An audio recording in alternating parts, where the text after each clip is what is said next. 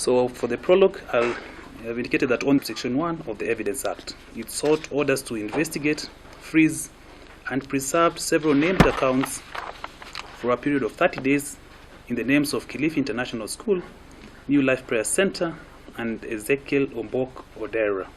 He argued that this court lacks the requisite jurisdiction to review its own orders, contending that the interested party ought to have filed for a review or appeal before the Superior Court. He argued that upon the issuing of the orders on the 8th of May 2023, the court became factors official.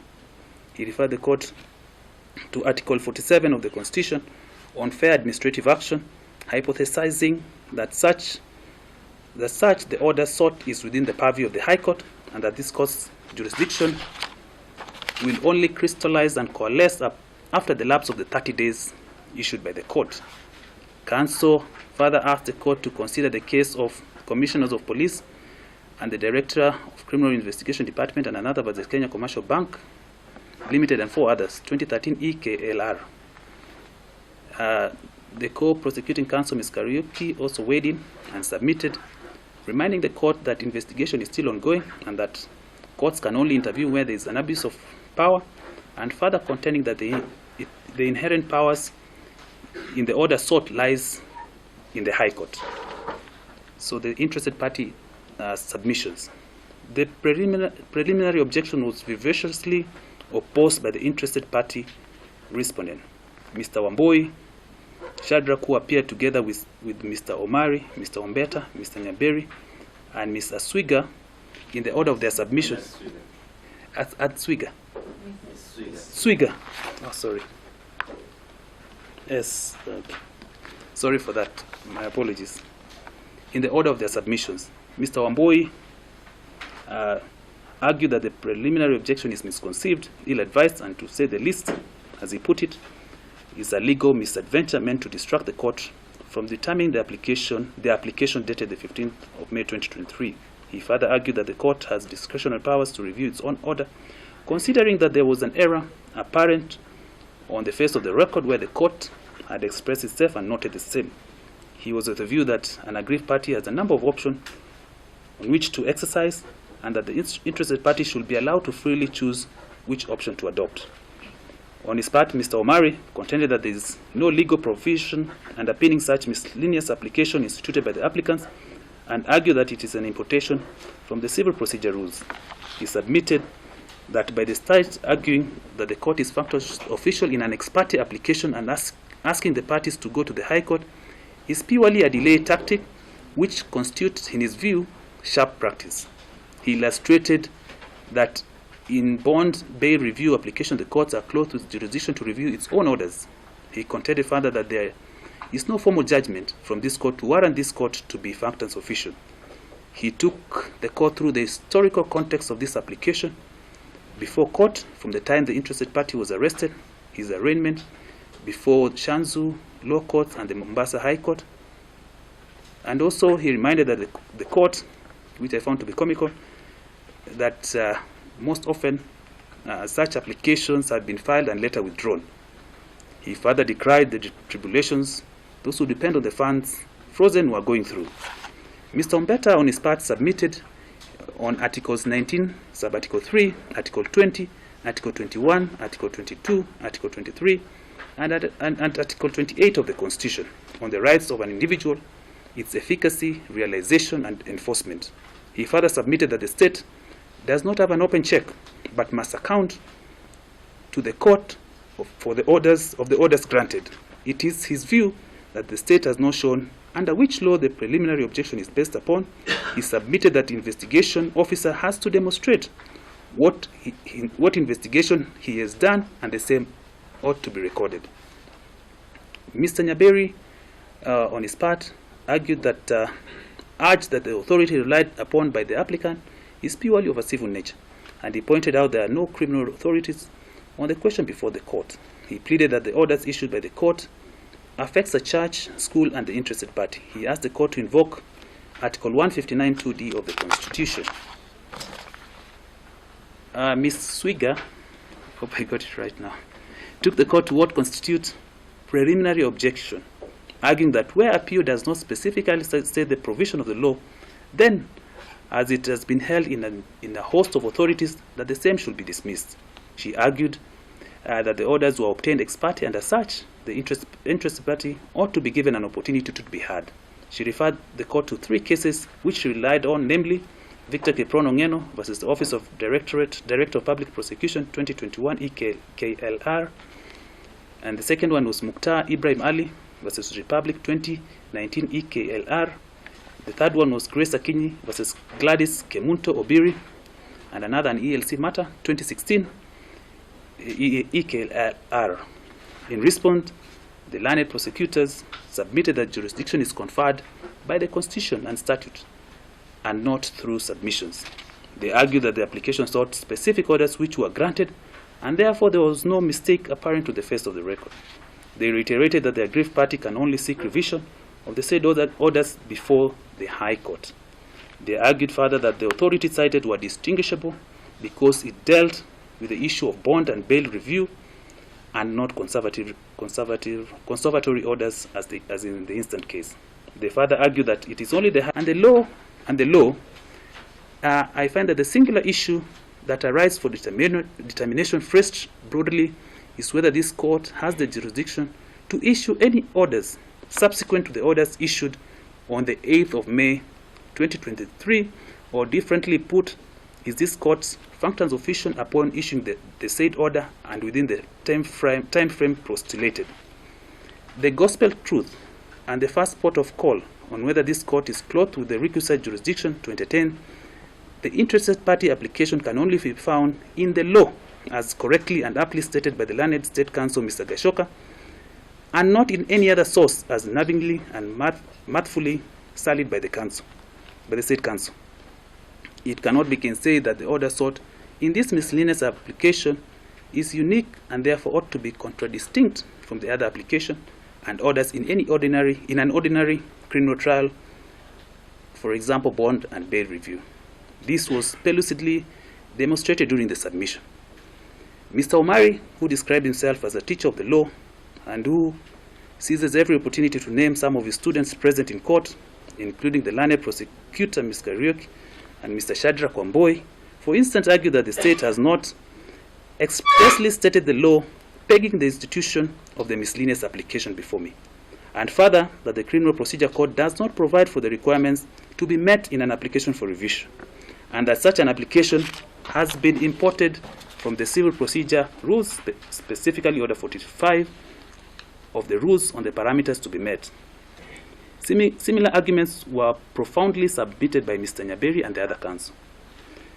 Whether this court can grant subsequent orders corollary and concomitant to the orders issued on the 8th of May is only subject to the law and the basis of which the application was brought before this court. This is the road to Damascus which I will undertake. While Section 24E once Section 24, Paragraph E and G of the National Police Service Act, Cap 84, grants to the applicant the powers to investigate, detect, and prevent crime, the respondents are only to conduct such mandate or exercise such power within the confines of the law generally and the Constitution in particular. Section 118 of the Criminal Procedure Code donates additional power to the applicant in the exercise of the power to investigate. It allows the applicant to obtain orders before a court of law to help in the seizure of anything which is necessary for the investigation. So Section 118 provides as follows. I'll not quote it verbatim. Additionally, Section 121 of the Criminal Procedure Code also allows for the detention of anything seized pursuant to warrants obtained from the court under Section 118 of the Criminal Procedure Code. Section 121 of the Criminal Procedure Code provides, I'll not quote it, but more specifically and with regard to the bank records, Section 180 of the Evidence Act provides for the courts to grant warrants to the applicants or the police service generally to access such bank records for the purpose of any investigation being undertaken. So I've also quoted Section 180 of the Evidence Act, Cap 80. I will not go into that. A clear and a closer reading of the foregoing statutory provisions will lead to the more prudent inference that the law allows the applicant respondent to not only investigate crime but also seize property for such purposes as may be necessary for the investigation. Of course, there has to be a basis established for the warrants to be issued. In the case of Mape Building and General Engineering versus Attorney General and 3 others, 2016 EKLR, the court stated as follows with regard to investigatory power under Section 118 of the Criminal Orders granted by this court were legal and sound. Let me now delve on the issues before us for determination. Additionally, in the Mape Building and General Engineering versus the Attorney General, as I've cited earlier,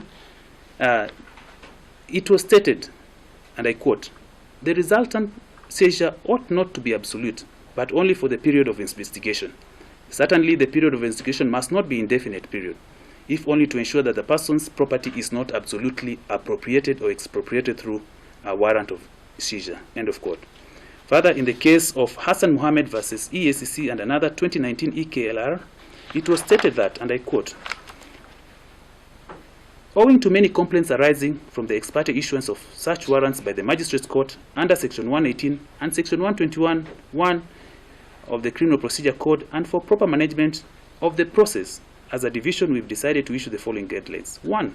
Upon issuance of the orders under Section 118 and 118A of the Criminal Procedure Code, the magistrate must state the duration within which the order shall remain in force.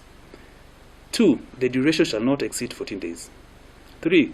The court shall give a return to court date soon after the 14 days for the following purposes. A. For the investigation, to apprise the court on what he or she has done. B. For the affected party to raise any issue it may have. That's B. C. The court could extend the search warrant by a maximum of 7 days if satisfied of the need to do so. D. The affected party must be served within 48 hours of the issues of such warrants. End of quote. Further, Justice Ongundi, in the case of Assets Recovery Agency versus Diamond Trust Bank Limited and 6 others, 2018 EKLR, stated, and I quote, "The only situation should be the limited time for such investigation, so that the orders are not open-ended. Secondly, once the order has been served on the respondent, the affected party or parties are served and may come to court to challenge the orders, as has happened herein. There is no provision for such parties to be enjoined as such in the first instance." End of quote. Similarly, Justice Majanja, in the case of Manfred Walter Smith and another versus the Republic and another 2013 EKLR, stated, and I quote, "As an ex parte order for search and seizure cannot be challenged because it is conducted," sorry, let me just repeat, begin of quote, "As an ex parte order for search and seizure cannot be challenged before it is conducted. The party affected is entitled to challenge the action afterwards, and the court is entitled to declare the warrant invalid. In my view, the affected party may make an application before that court that issued the warrant, or in a case such as this, apply for revision of the order. The court's duty in such a case is to assess independently and objectively the evidence present at the time the warrant was issued and determine whether there was reasonable grounds placed before the court to establish the applicant's entitlement to an order of search and seizure. This requirement is to be conducted on the basis of the facts as presented before the court." Further, Justice Achode, in the case of Timothy Isaac Bryan and 2 others, was the Inspector General of Police, and 7 others, 2014 EKLR, held thus, and I quote, "As an observation from previous matters before me, a situation often arises where parties affected invoke the reversionary jurisdiction of the High Court as soon as they become aware of the orders adverse to their interest. Such knowledge may not be surprising, since a bank account under obligation to freeze a client's account will often bring such order to the attention of his clients.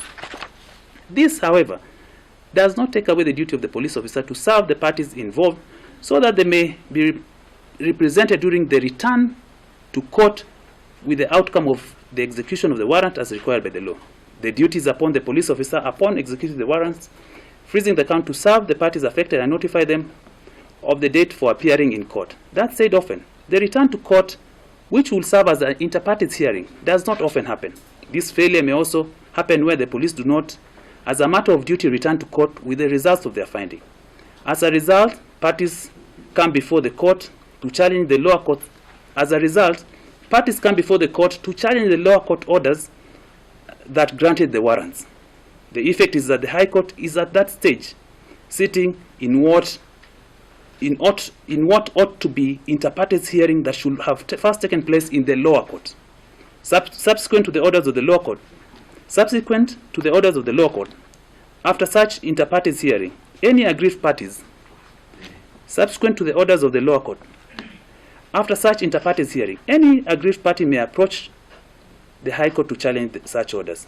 This also creates the rare occasion where interested parties will seek to be heard on the same issue, while ordinarily they will have had an opportunity to be heard in court and presented further evidence that will have been availed to the trial court during the dates parties return to court. I've also quoted the case of, it's quite a lengthy, I'll try to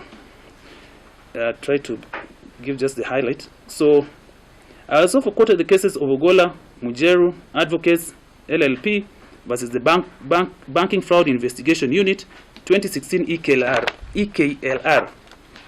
2023. As argued by the learned prosecutor, the court becomes factors official. How then could the court supervise the investigating agencies on the orders it granted ex parte? So I'll just skip and go to the end. So in finality, and flowing from the foregoing, I hereby dismiss the preliminary objection dated the 17th of this month of May 2023.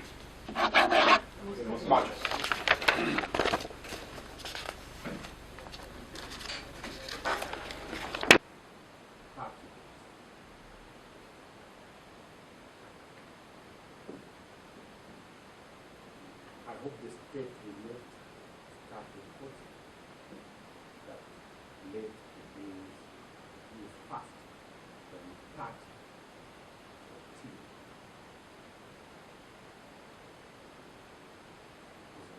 I don't know if we have any other authority that will say part is. That's a summary application. I don't expect the state to report. The authority, we had the authority, you can serve copy of the authority to the state. There is no need to continue going to add to our application for variation from 30 to lower to concede. Let it be 14 days. And if the 14 days have expired, if they are expiring today, any days extra easily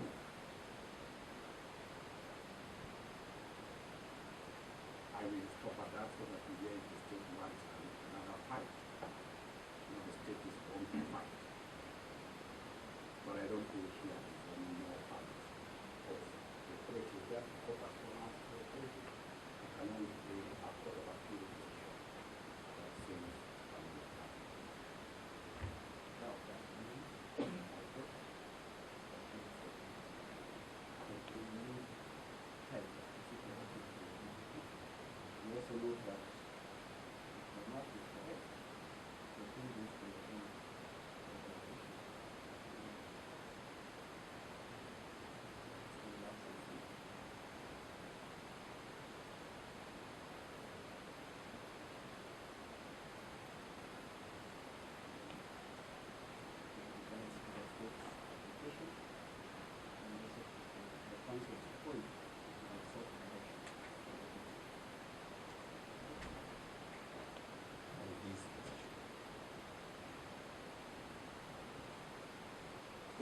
there shall not be any consultation of the DPP over a question that is about to go.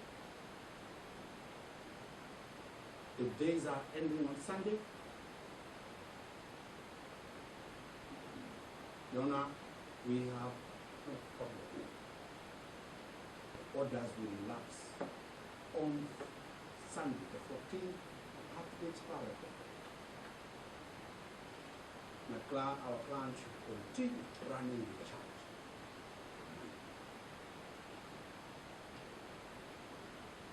The only thing remaining for council to consult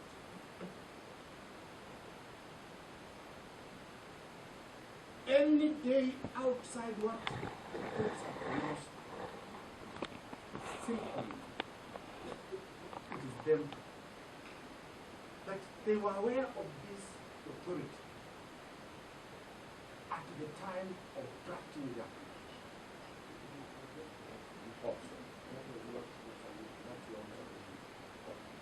So, Your Honor, what you're saying, the state is not ambushed by this. It is well known to them. The court is already aware of it. The whole country, and the media is here, is already aware. Under the Kenyan law, ex parte orders or precedents. What we tell the whole world that the judiciary has refused to implement its own position for the DPP needs to be accepted.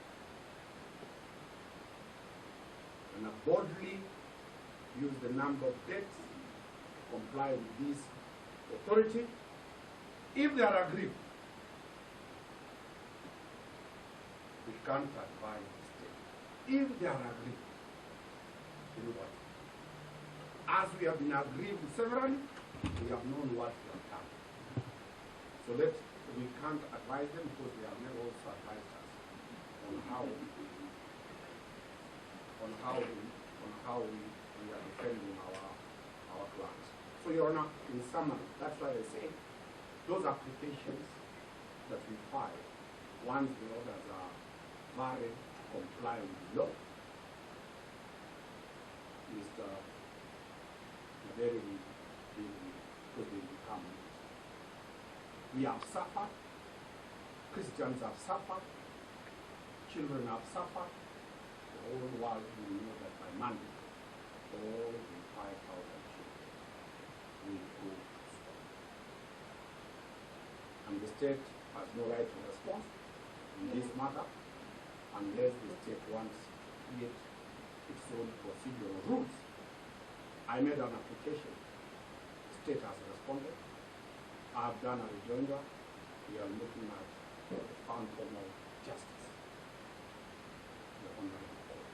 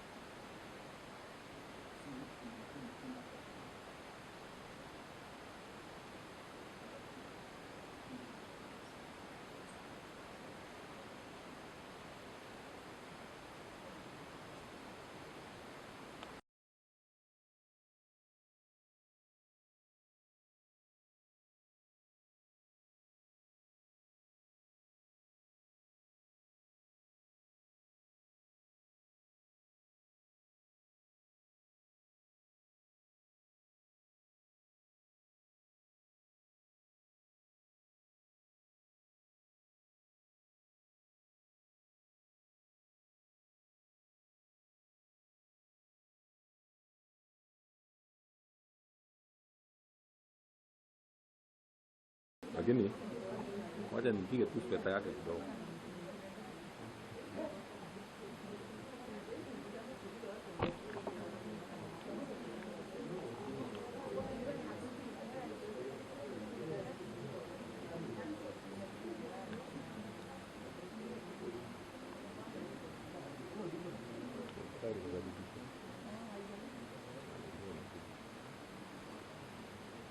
Sasa hii yule ni jamaa hapo. Uliza hapa.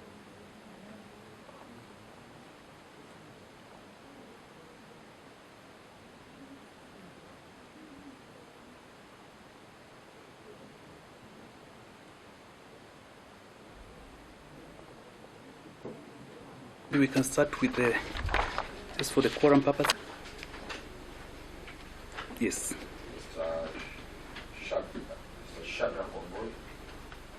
I'm present. Thank you.